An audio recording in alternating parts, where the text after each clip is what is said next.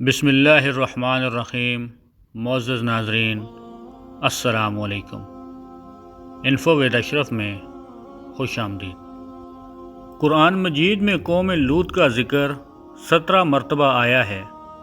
قوم لوط کا مسکن شہر صدوم اور عمورہ تھا جو بحر مردار کے ساحل پر واقع تھا، اور قریش مکہ اپنے شام کے سفر میں برابر اسی راستے سے آتے جاتے تھے۔ یہ علاقہ 5 اچھے بڑے شہروں پر مشتمل تھا۔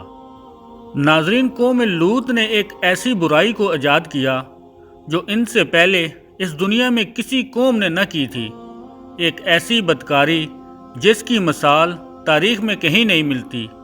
اس قوم نے ایسا کیا کام کیا تھا اور ان کا انجام کیا ہوا، یہی ہماری آج کی اس ویڈیو کا موضوع ہوگا۔ حضرت لوط علیہ السلام اللہ تعالیٰ کے ایک برگزیدہ نبی تھے۔ آپ عراق کے قدیم شہر اوڑو میں پیدا ہوئے۔ اس شہر میں ابراہیم علیہ السلام مقیم تھے۔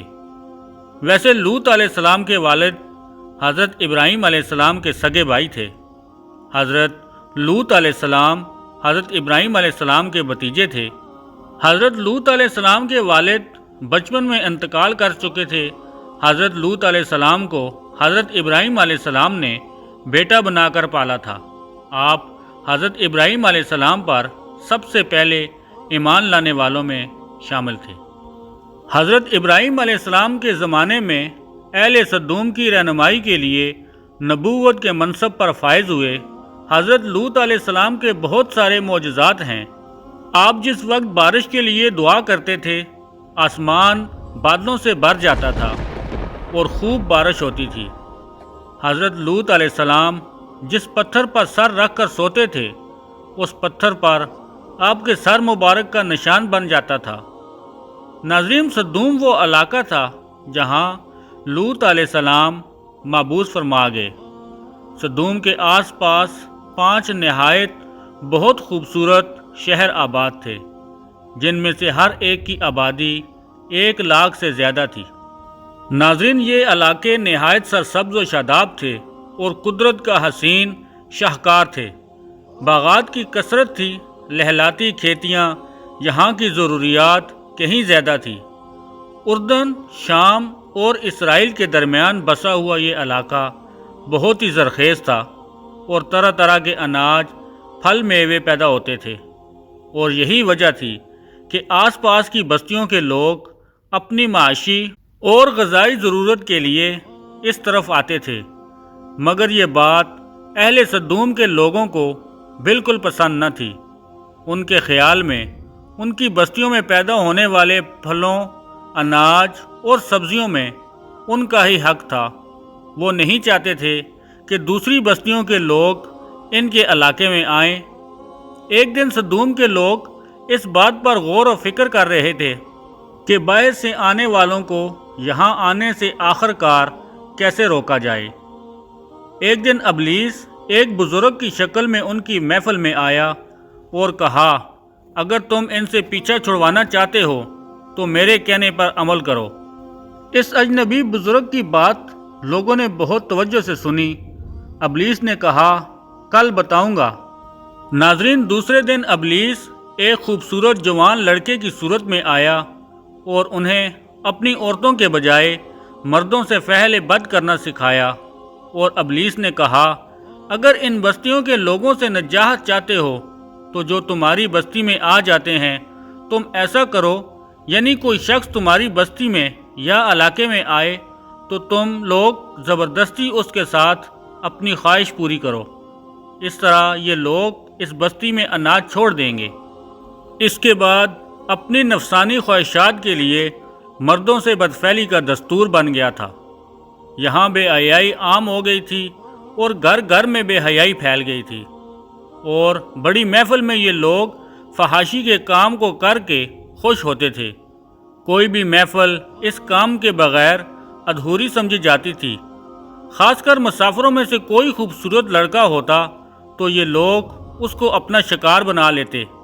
ناظرین، اہل صدوم اپنی روزمرہ زندگی میں سخت ظالم اور دھوکے باز تھے۔ کوئی بھی مسافر ان کے علاقوں سے بخیر و عافیت نہیں گزر سکتا تھا۔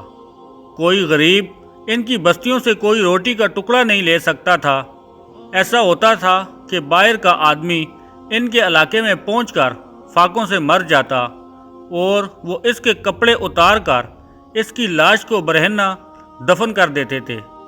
اپنی وادی میں انہوں نے ایک باغ بنا رکھا تھا جس کا سلسلہ امیروں تک پھیلا ہوا تھا۔ اس باغ میں انتہائی بے حیائی کے ساتھ بد اہلانیہ بدکاریاں کرتے تھے۔ حضرت لوط علیہ السلام انہیں توحید کی دعوت دیتے اور بدکاری کے اس گناونے عمل سے انہیں توبہ کرنے کا حکم دیتے۔ حضرت لوط علیہ السلام نے انہیں کہا، تم بے حیائی کیوں کرتے ہو؟ کیا تم عورتوں کو چھوڑ کر لذت حاصل کرنے کے لیے مرد کی طرف مائل ہوتے ہو؟ حقیقت یہ ہے کہ تم احمق لوگ ہو۔ حضرت لوط علیہ السلام ان کو دن رات واعظ و نصیحت کیا کرتے تھے۔ ان کو سمجھانا بھی برا لگتا تھا، لہٰذا انہوں نے صاف صاف کہہ دیا کہ اگر تم ہمیں اس طرح برا کہتے رہے اور ہمارے کاموں میں مداخلت کرتے رہے تو ہم تمہیں اپنے شہر سے نکال دیں گے۔ ناظرین، اس کے باوجود حضرت لوط علیہ السلام نے نصیحت اور تبلیغ کا سلسلہ جاری رکھا، لہٰذا ایک دن اہل سدوم نے خود ہی عذاب الہی کا مطالبہ کر دیا۔ اللہ تعالیٰ نے انہیں اب تک ان کی فحاشی اور بدکاری کے باوجود ڈھیل دے رکھی تھی، لیکن جب انہوں نے حضرت لوط علیہ السلام سے خود کہا، اگر تم سچے ہو تو تم ہم پر عذاب لے آؤ، لہٰذا ان پر عذاب الہی کا فیصلہ ہو گیا۔ اللہ نے اپنے خاص فرشتوں کو دنیا کی طرف روانہ کر دیا۔ یہ فرشتے دراصل حضرت جبرائیل علیہ السلام، حضرت میکائیل علیہ السلام اور اسرافیل علیہ السلام تھے۔ پھر یہ فرشتے حضرت لوط علیہ السلام کے گھر تشریف لائے۔ حضرت لوط علیہ السلام نے جب کم عمر لڑکوں کو دیکھا، آپ تو گھبراہٹ اور پریشانی میں مبتلا ہو گئے اور انہیں یہ خطرہ محسوس ہوا کہ اگر ان کی قوم کے لوگوں نے دیکھ لیا تو نہ جانے وہ ان کے ساتھ کیا سلوک کریں گے۔ حضرت لوط علیہ السلام کی بیوی کا نام وائلہ تھا۔ اس نے آپ پر ایمان نہ لایا تھا اور وہ منافق تھی، وہ کافروں کے ساتھ تھی۔ اس نے جا کر اہل سدوم کو یہ خبر دی کہ لوط کے گھر نوجوان لڑکے مہمان ٹھہرے ہیں۔ یہ سنتے ہی بستی والے دوڑتے ہوئے حضرت لوط علیہ السلام کے گھر پہنچے۔ لوط نے کہا، اے قوم، یہ جو میری قوم کی لڑکیاں ہیں تمہارے لیے جائز اور پاک ہیں۔ اللہ سے ڈرو، میرے مہمانوں کے سامنے مجھے رسوا نہ کرو۔ یہ سن کر یہ لوگ بولے، تم بخوبی واقف ہو، ہمیں تمہاری بیٹیوں سے کوئی حاجت نہیں، اور جو ہماری اصل چاہت اس سے بھی تم بخوبی واقف ہو۔ ناظرین، قوم لوط کے اس بے شرمانہ جواب سے اندازہ لگایا جا سکتا ہے کہ یہ لوگ بدفعلی میں کس حد تک مبتلا ہو چکے تھے۔ جب لوط علیہ السلام کی قوم ان کے گھر کی طرف دوڑتی ہوئی آئی، حضرت لوط علیہ السلام نے گھر کے دروازے بند کر دیے اور ان نوجوانوں کو ایک کمرے میں چھپا دیا۔ ان بدکار لوگوں نے آپ کے گھر کا گھیراؤ کیا ہوا تھا اور ان میں سے کچھ گھر کی دیوار پر چڑھنے کی کوشش کر رہے تھے۔ حضرت لوط علیہ السلام اپنے مہمانوں کی عزت کے خیال سے بہت زیادہ گھبرائے ہوئے تھے۔ حضرت لوط علیہ السلام کی بے بسی اور پریشانی کا یہ عالم دیکھا تو فرشتوں نے حقیقت سے پردہ اٹھاتے ہوئے یوں فرمایا، اے لوط، ہم تمہارے رب کے بھیجے ہوئے فرشتے ہیں، لوگ ہرگز تم تک نہیں پہنچ سکیں گے، ابھی کچھ رات باقی ہے، تم اپنے گھر والوں کو لے کر یہاں سے چلے جاؤ، تم میں سے کوئی بھی شخص پیچھے مڑ کر نہ دیکھے۔ اہل سدوم کے لڑکے دروازے توڑنے پر باضد تھے۔ حضرت جبرائیل علیہ السلام نے گھر سے باہر نکل کر اپنے پر کا ایک کونا مارا جس سے ان کی آنکھوں کی بینائی چلی گئی، اور خاص عذاب الہی ان لوگوں کو پہنچا جو لوط کے پاس بدنیتی سے آئے تھے۔